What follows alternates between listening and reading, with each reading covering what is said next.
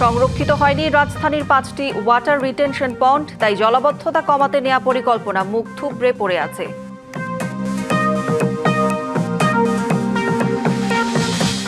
একটার পর একটা অ্যাপ করেও নাগরিক সেবা বঞ্চিত চট্টগ্রামবাসী। 3 কোটি টাকা ব্যয়ে আবার হচ্ছে আমাদের চট্টগ্রাম অ্যাপ।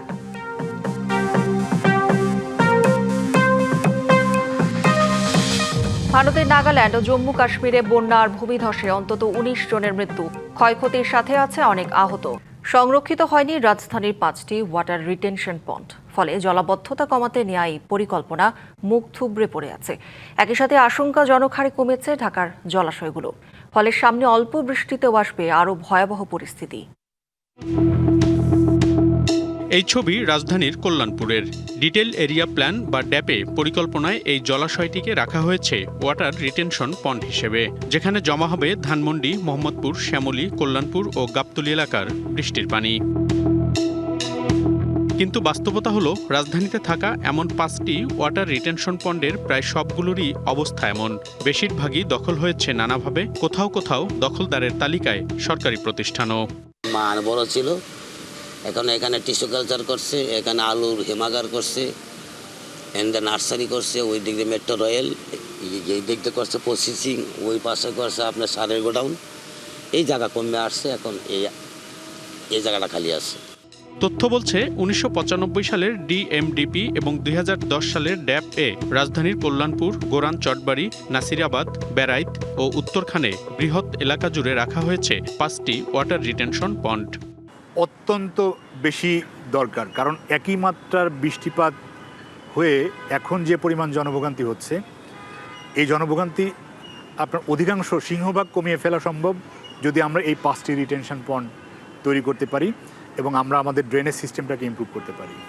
বিশেষজ্ঞরা বলছেন, এসব জলাশয় সঠিকভাবে সংরক্ষণ করা না হলে সামনে আসবে আরও ভয়াবহ পরিস্থিতি। বৃষ্টিপাতের তীব্রতা কিন্তু জলবায়ু পরিবর্তনের কারণে বাড়বে, অল্প সময় অনেক বেশি বৃষ্টিপাত হবে। আমরা যদি বর্তমানের যে চিত্র আছে, বর্তমান যে অবস্থায় শহর পরিচালিত হচ্ছে, সেই জায়গাটায় যদি আমরা এই রিটেনশন পন্ডগুলো না করি, শহর আস্তে আস্তে বসবাসের পুরোপুরি অযোগ্য হয়ে যাবে। সম্প্রতি কয়েক ঘন্টার বৃষ্টিতে রাজধানীতে তৈরি হয় ভয়াবহ জলাবদ্ধতা, ডুবে যায় অনেক সড়ক এবং বিভিন্ন স্থাপনাও। 2 সিটি কর্পোরেশন এসব জলাবদ্ধতা কমাতে নানা উদ্যোগের কথা বলছে। আমরা সেটা নিয়ে কাজ করে অতি দ্রুত সময়ের মধ্যে সেই আগামীর জন্য আমরা তৈরি করে ফেলবো, যাতে করে এমনিভাবে ভারী বর্ষণ হলেও পানিটা দ্রুত সময়ের মধ্যে যাতে নেমে যায়। ঢাকা শহর এই অবস্থার দীর্ঘদিন মাঝে সৃষ্টি হয়েছে আজকের এই জলাবদ্ধতা, তার মধ্যে খাল বিলগুলো সব ভরাট হয়ে গেছে। গবেষণায় দেখা গেছে, রাজধানীর জলাশয়ও কমছে ভয়াবহভাবে। বিগত 3 দশকে 20 ভাগ থেকে কমে জলাশয়ের পরিমাণ এখন মাত্র 3 ভাগ। জলাবদ্ধতার অন্যতম একটি কারণ এটিও। মনিরুল সোহাগ, ডিবিসি নিউজ, ঢাকা। কেউ হোল্ডিং ট্যাক্স অনলাইনে আদায়, কেউ ট্রেড লাইসেন্স অনলাইনে দিতে, কেউ তেল চুরি ঠেকাতে চালু করেছিলেন মোবাইল অ্যাপ। চট্টগ্রামবাসীর দুর্ভোগের লাগাম টানতে সব মেয়রই ঢাকঢোল পিটিয়ে শুরু করেন আধুনিক সব উদ্যোগ। তবে এই কর্মকর্তার অনীহা, ব্যবস্থাপনার ঘাটতি, জনবল সংকটে কোনোটি চালু রাখা সম্ভব হয়নি, সুফল পায়নি নগরবাসী। এই যখন অবস্থা, তখন প্রায় 3 কোটি টাকা ব্যয়ে চালু হয়েছে আমাদের চট্টগ্রাম নামে আরেকটি অ্যাপ। নাগরিক সমস্যা সমাধানে আমাদের চট্টগ্রাম অ্যাপ চালু করেছে চট্টগ্রাম সিটি কর্পোরেশন। ঘরে বসেই মশার উপদ্রব, বর্জ্য ব্যবস্থাপনা, সড়কবাতি, নালা নর্দমা, পাবলিক টয়লেট, অবৈধ স্থাপনা ও জলাবদ্ধতা সহ 10টি ক্যাটাগরির যে কোনো সমস্যার ছবি তুলে লোকেশন সহ সরাসরি সিটি কর্পোরেশনকে জানানো যাবে। অভিযোগটি কোন পর্যায়ে রয়েছে তাও লাইভ ট্র্যাক করা যাবে।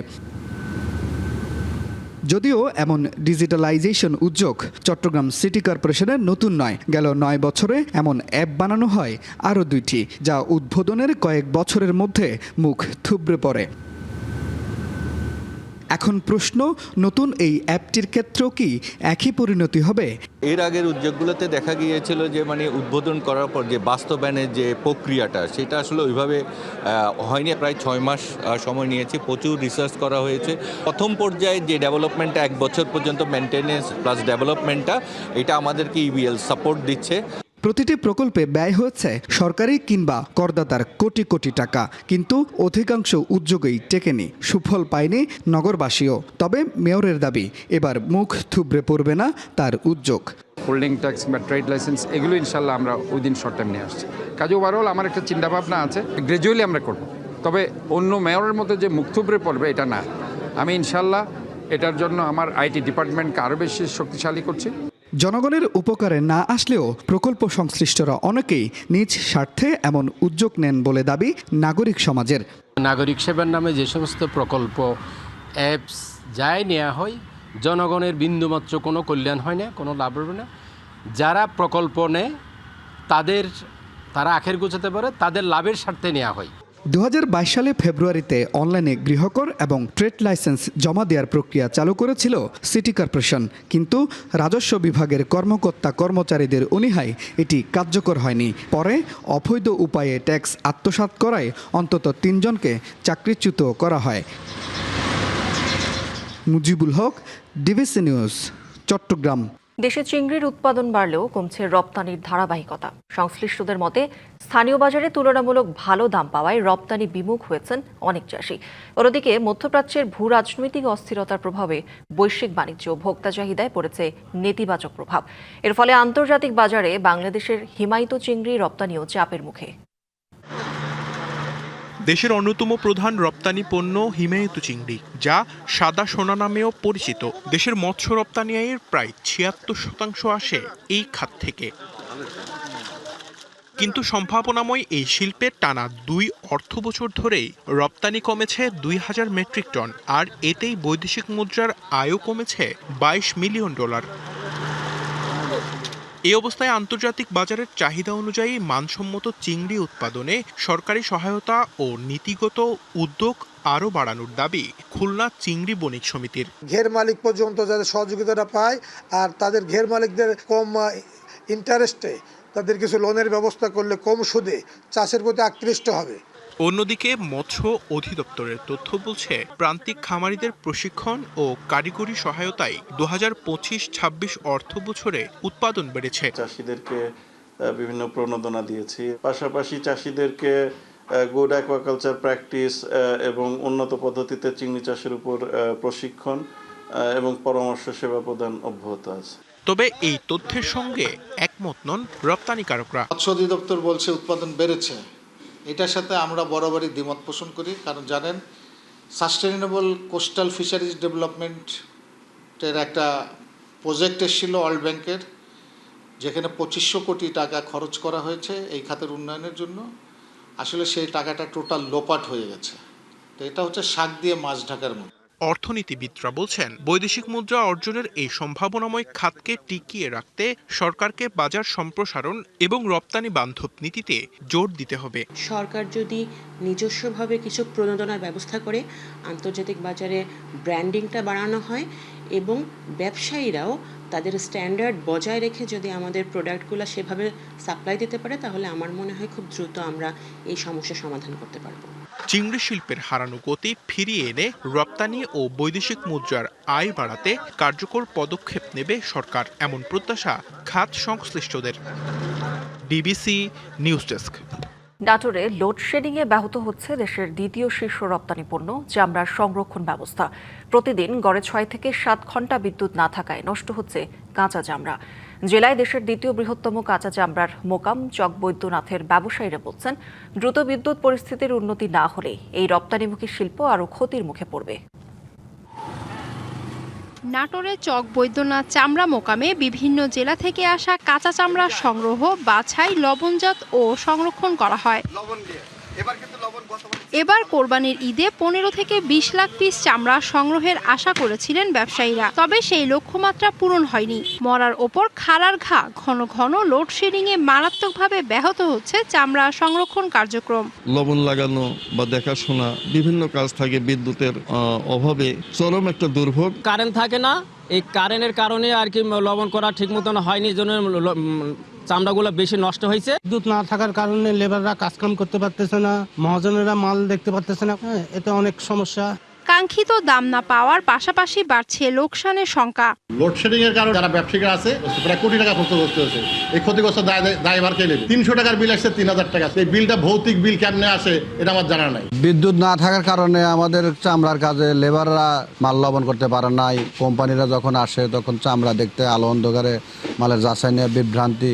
দ্রুত বিদ্যুৎ পরিস্থিতির উন্নতি না হলে এই গুরুত্বপূর্ণ শিল্প আরও ক্ষতির মুখে পড়বে জানান ব্যবসায়ীরা। যখন আমাদের চামড়া বেচা কিনা শুরু হবে সেই সময় থেকে লোডশেডিং ধীরে ধীরে বেড়ে যায়। আমাদের যে একটা কাঙ্ক্ষিত লক্ষ্য ছিল সেই লক্ষ্য অর্জনে আমরা ব্যর্থ হয়েছি। আগামী কুরবানিতে এই ধরনের সমস্যার সম্মুখীন যেন আমরা না হই, তারা যেন এটার প্রতি সচেষ্ট থাকে। পল্লী বিদ্যুৎ কর্তৃপক্ষ বলছে প্রতিদিন গড়ে 6 থেকে 7 ঘন্টা বিদ্যুৎ সরবরাহ ব্যাহত হয়।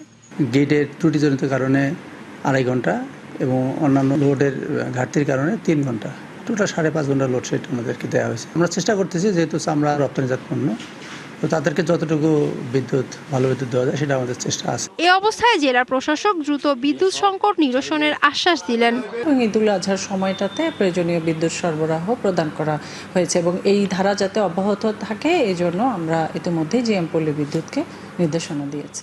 সংশ্লিষ্টরা বলছেন নিরবিচ্ছিন্ন বিদ্যুৎ সরবরাহ নিশ্চিত হলে বাঁচবে হাজারো ব্যবসায়ী ও শ্রমিকের জীবিকা। DBC news desk. মাদারীপুরের রাজৈরে অর্গানিক অ্যাগ্রো ফার্মে গবাদি পশুর খাবার চিটাগুড় তৈরির জন্য বানানো হয়েছে বিশাল আকারের লোহার কড়াই। এতে 10 টন অর্গানিক চিটাগুড় তৈরি হচ্ছে প্রতিদিন। ফার্ম মালিকের দাবি, গবাদি পশুর ভেজালমুক্ত খাবার তৈরির জন্য বানানো হয়েছে এই বিশাল আকারের কড়াই। প্রত্যন্ত অঞ্চলের এই খামারে এলাকার বেকার যুবকদের কর্মসংস্থান হয়েছে। মাদারীপুরের রুবেল হোসেন 2025 সালে গবাদি পশুর জন্য ভেজালমুক্ত চিটাগুড় তৈরির উদ্দেশ্যে জেলার রাজৈর উপজেলার চুয়ারিবাড়ি এলাকায় 78% জমির ওপর নির্মাণ করেন অর্গানিক অ্যাগ্রো মাম কারখানা। কারখানায় চিটাগুড় জাল দেওয়ার জন্য তৈরি করেন বিশাল লোহার কড়াই। প্রতিদিন 10 টন চিটাগুড় উৎপাদনে 17 মণ জ্বালানি কাঠের পাশাপাশি প্রয়োজন হয় সার্বক্ষণিক 6 জন মানুষ। চিটাগুড় তৈরির কাঁচামাল হিসেবে ব্যবহার করা হয় দেশের বিভিন্ন চিনি কলের বাই প্রোডাক্ট তরল গাদ। প্রত্যন্ত অঞ্চলের এই প্রতিষ্ঠানে এলাকার বেকার যুবকদের কর্মসংস্থান হয়েছে। কাজের পাশাপাশি লেখাপড়াও চলতেছে, তার পাশাপাশি কাজ করতেছি। ফ্যাক্টরি দেওয়াতে আমাদের কর্মসংস্থানের একটা জায়গা তৈরি হয়েছে। জাল দেই, ই করি মাল হয়, তারপর আপনার এই যে টিনগুলা পরিষ্কার মতো আপনার ঢুকাই মনে করেন মাপ দেই, মাপার পরে এলো ডেলিভারি যায়। 12 থেকে 13 জন আর কি স্টাফ আছে আর কি। তারা এখানে আপনার কর্মসংস্থান তাদের হয়েছে এবং তাদের এখন আমার এখানে এমনও ফ্যামিলি আছে তারা অনেক দরিদ্র ছিল এবং তারা কিন্তু এখন আমার এখানে কাজ করে তারা স্বাবলম্বী এবং ওরা মোটামুটি খুব ভালোই আছে। চিটাগুড় উৎপাদনে সব ধরনের সহযোগিতার আশ্বাস দেন জেলা প্রাণী সম্পদ কর্মকর্তা। ওনারা যদি সরকারি আর্থিক সাপোর্ট দরকার পড়ে, আমি কৃষি ঋণ কমিটির সদস্য হিসেবে প্রস্তাব রাখতে পারি যে আমাদের একজন উদ্যোক্তা এরকম তৈরি হয়েছে, প্রাণী সম্পদের মোলাসেস তৈরিতে উনি ভূমিকা রাখতে পারে। সেই ক্ষেত্রে ওনাকে স্বল্প সুদের ঋণের একটা ব্যবস্থার জন্য আমি প্রস্তাব রেখে সহযোগিতা করি। DBC news desk. ভারতের নাগাল্যান্ড ও জম্মু কাশ্মীরে বন্যা আর ভূমিধসে অন্তত 19 জনের মৃত্যু হয়েছে। নাগাল্যান্ডের মন জেলায় 8 জন এবং জম্মু ও কাশ্মীরে প্রাণ হারিয়েছেন 11 জন। নিহতদের মধ্যে 4 জনের মরদেহ উদ্ধার করা হয়েছে। বন্যায় সরকারি ও বেসরকারি স্থাপনার ব্যাপক ক্ষয়ক্ষতি হয়েছে। বাসস্ট্যান্ড সহ বিভিন্ন অবকাঠামো ক্ষতিগ্রস্ত হওয়ায় জনজীবন মারাত্মকভাবে ব্যাহত হয়েছে। পেরুতে 5.5 মাত্রার ভূমিকম্পে অন্তত 5 জনের মৃত্যু হয়েছে। আহত হয়েছেন আরও 20 জন। ভূমিকম্পটির উৎপত্তি স্থল ছিল চুপাকা শহরের কাছে। ভূপৃষ্ঠ থেকে এর গভীরতা ছিল মাত্র 10 কিলোমিটার। সবচেয়ে বেশি ক্ষতিগ্রস্ত হয়েছে চঙ্গোস বাজু জেলা। এখন পর্যন্ত নিহতদের সবাই এই জেলার বাসিন্দা বলে জানিয়েছে স্থানীয় প্রশাসন। ভূমিকম্পে ক্ষতিগ্রস্ত হয়েছে বেশ কয়েকটি ঐতিহাসিক ধর্মীয় স্থাপনা ও ঐতিহ্যবাহী স্থান। পাশাপাশি কয়েকটি এলাকায় বিদ্যুৎ সংযোগ বিচ্ছিন্ন হয়ে পড়েছে। সংবাদে এই ছিল এখনকার মতো। ডিবিসি নিউজের সংবাদগুলো পড়তে ভিজিট করুন dbcnews.tv আর ভিজিট করুন ডিবিসির ফেসবুক পেজ এবং ইউটিউব চ্যানেল। ডিবিসির সঙ্গেই থাকুন।